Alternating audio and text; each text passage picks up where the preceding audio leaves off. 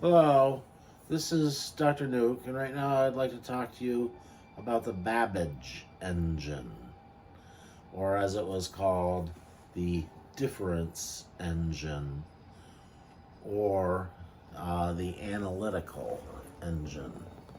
These were mechanical computers that were designed by the British mathematician Charles Babbage back in the Victorian era.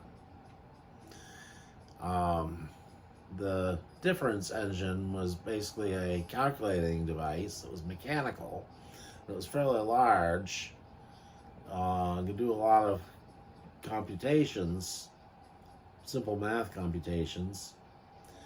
The analytical engine was more ambitious and was never built because, or at least in his day, it wasn't built because the parts required a huge number of small parts that had to be machined very precisely, and I guess the machinists of the day weren't quite up to the task.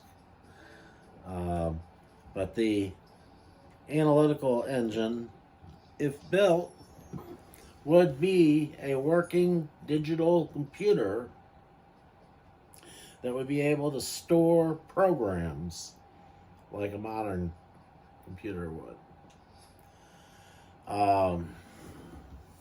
It would be very fascinating. What if someone were to build the analytical engine, or better yet, make an even bigger version of it and build that?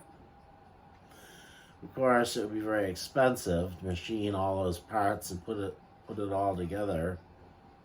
It would be a great expense indeed, and there would be no real practical reason for doing it other than to show the principle of it, since the much less expensive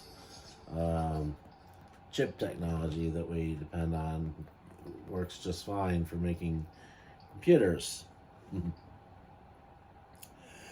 Well, anyway, this is Dr. Nuke signing off.